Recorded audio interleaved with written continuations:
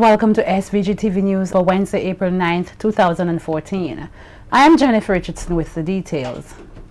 Senior public servants, including permanent secretaries and key heads of departments and agencies, were today provided with an opportunity to peruse the draft National Comprehensive Disaster Management Policy and the strategy for St. Vincent and the Grenadines for the next 10 years, from 2014 through 2023.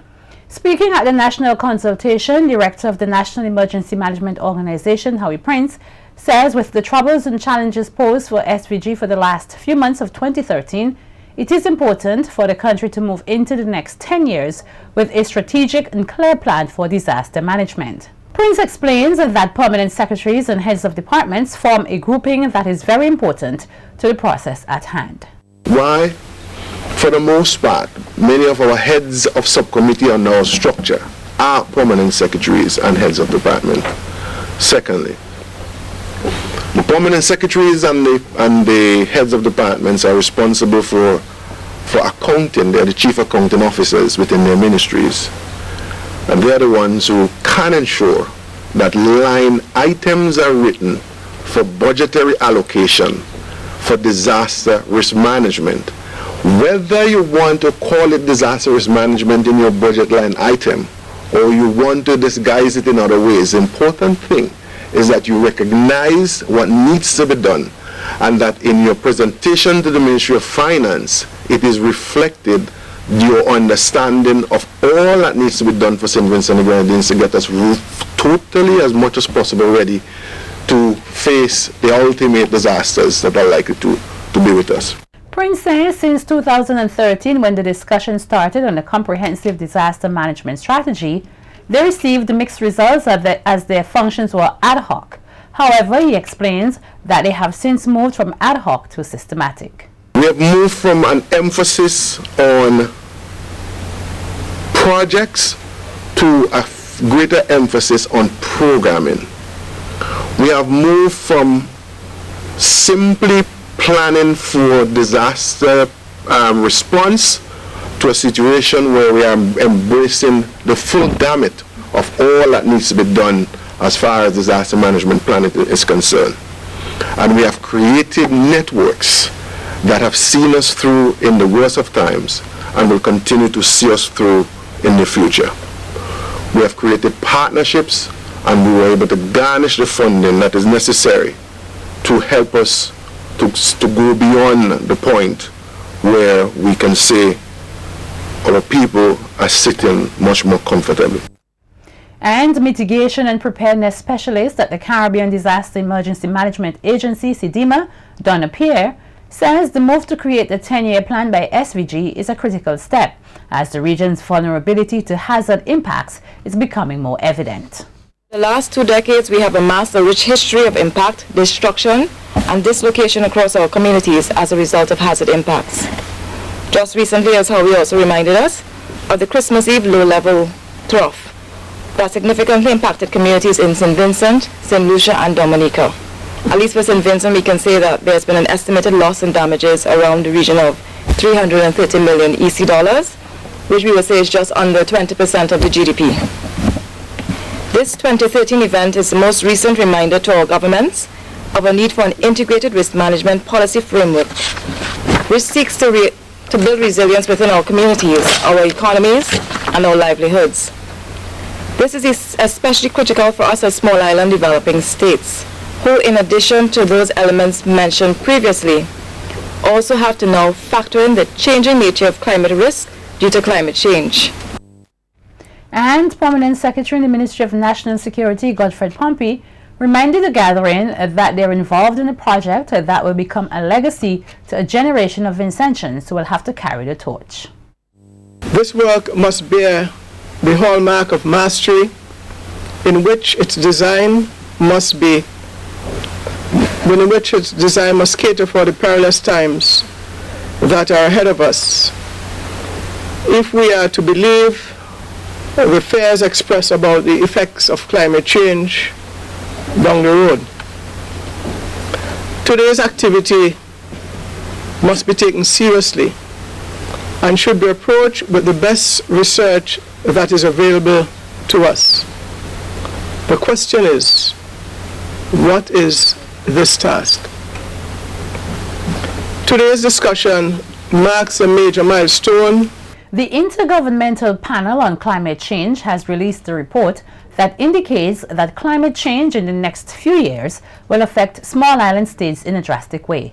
Minister of Foreign Affairs Camilo Gonçalves outlined that the organization is responsible for all the scientific information on climate change, and its findings reveal more natural disasters to countries such as St. Vincent and the Grenadines. Climate change is projected to reduce water quality, posing risks to drinking water quality even with conventional treatment. Climate change, it says small island states, we're a small island state, are expected to face very high impacts and associated annual damage and adaptation costs of several percentage points of GDP.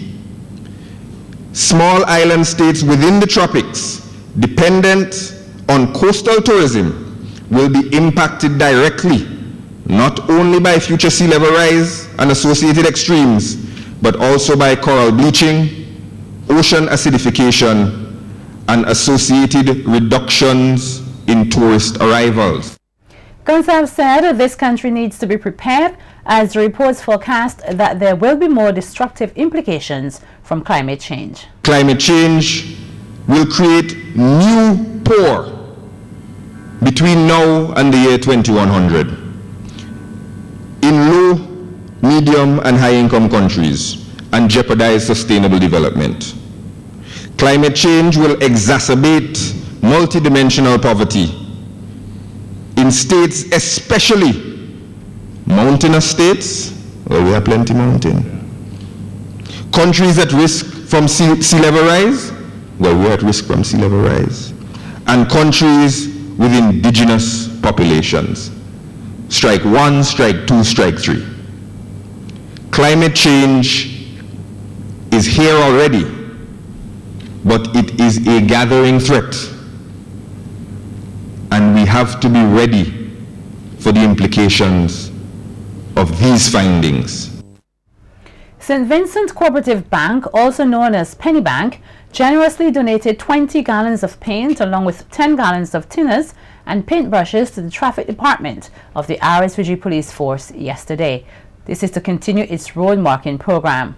At a ceremony held at the financial institution, manager of the St. Vincent Cooperative Bank, Lavon Velox, presented a gift to Commissioner of Police Michael Charles. Velox said the St. Vincent Cooperative Bank has been making donations of paint to the police over the past 5 years, and the contributions have grown from 2 gallons of paint to 20 gallons. Commissioner Charles said the bank's gesture is timely and used the opportunity to express thanks to its management.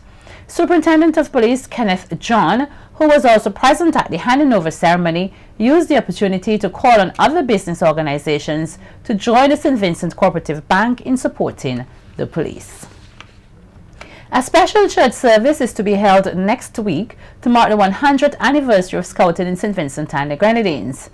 The service will be held on the day of the anniversary on Thursday, April 17th at the Methodist Church in Georgetown, the birthplace of Scouting in SVG. The local Scout movement was founded on April 17, 1914 by Methodist minister Reverend Julian A. Archer. Among the persons scheduled to deliver messages at the service are Prime Minister Dr. Rav Gonçalves, Minister of Education Gerlin Miguel, President of the Scout Association Ken Murray, and Chief Scout Commissioner Adrian Wiley. The 100th anniversary of Scouting in St. Vincent and the Grenadines is being celebrated under the theme Rebuilding the Movement in 2014 and Beyond. Among the other activities scheduled to take place are an awards presentation under the patronage of the Governor General and Chief Scout Sir Frederick Ballantyne, a summer camp, an anniversary lecture, and a moonlight cruise. Don't go away. Girls High School and the St. Vincent Grammar School shine at 2014 Ministry of Education National Awards ceremony. More stories on the local scene when SVGTV News continues.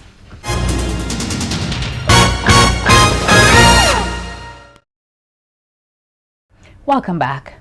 Several students were recognized for their accomplishments at the Caribbean Secondary Education Certificate CSEC and the Common Entrance Examinations yesterday afternoon during the Ministry of Education Annual National Award Ceremony. Taking the award for top performer overall was Kayla Barrett of the Girls High School, now attending the St. Vincent Community College. The top performer overall award after remediation went to Damaro Brown of the Emmanuel High School, Mesopotamia, while Jan Paul took the top performer award at the Common Entrance Examination. The top female performer award also went to Kayla Barrett of the Girls High School, while the top male performer award went to Kyle James of the St. Vincent Grammar School. In the individual subject awards, Paige Vera of the Girls High School took the award for business subject, with Nyasha Madord, also of the Girls High School, receiving the award for creative performing arts, physical education, and sports. Kyle James of the St. Vincent Grammar School took the awards for science and modern languages, while Kayla Barrett received the award for humanities. Mozanda Brown of the St. Vincent Grammar School captured the award for industrial technology, with Jonelle Harry of the St. Joseph's Convent Kingstown receiving the award for home economics. The school award for the most improved CSEC results was the Sandy Bay Secondary School, with the Emmanuel High School, Mesopotamia, receiving the award for the best results after remediation. The Girls High School topped the list for the best CSEC results. Minister of Education Gordon Miguel, who delivered the feature address, says the annual awards ceremony serves as a catalyst for advancing the academic and personal development of students. She said the Ministry of Education is providing a holistic education for every student. Quoting from a 1914 publication entitled Try Again, the Education Minister says the words of the poem should appeal to all young and aspiring Vincentians. Firstly, you are to be determined.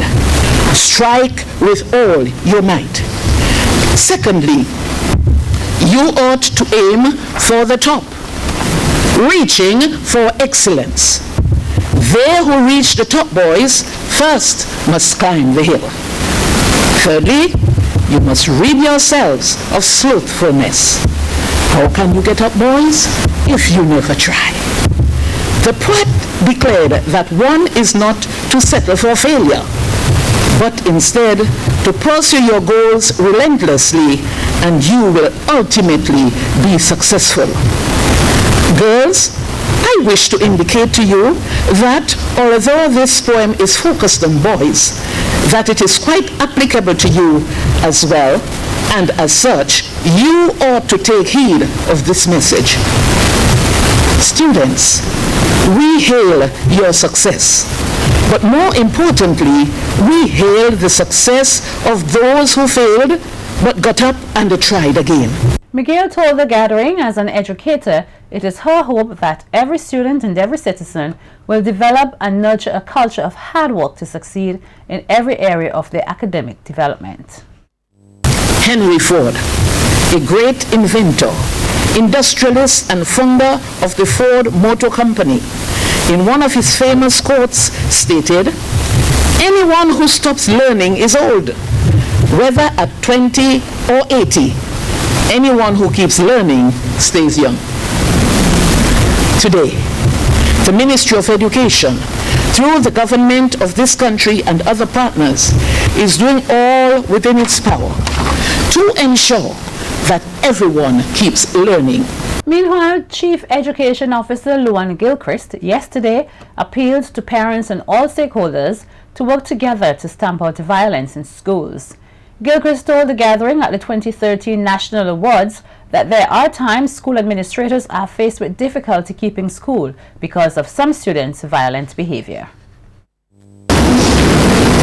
If we want to reduce poverty, if we want to be a productive and harmonious society, let us work. Parents, do your part. Teach your children, socialize them well so that when they come to school, teachers can teach in a safe and healthy environment. As I said before, we are going to address the issues of violence. We're going to use a multi-sectoral approach, an interministerial approach, so that we can address that scourge. We want that when we speak about scholastic achievement, we speak about the entire cohort. A resident of Byra was last Thursday arrested and charged for damaging an SVG passport of which her daughter was the holder. Reports are that on the date in question, the young woman went to the E.T. Joshua Airport and checked in with Leah to travel abroad, and while she was waiting to board her flight, she was confronted by her mother, Annetta Williams, who pulled the travel documents away from her and tore the passport. The matter was reported to a police who was on duty at the time, thus resulting in Williams's arrest. Williams appeared in court last Friday and pleaded guilty to the charge and was ordered to pay compensation of $150 for the cost of the passport and $300 to have it replaced, failing which she will spend 1 month at the Female Detention Center at Fort Charlotte.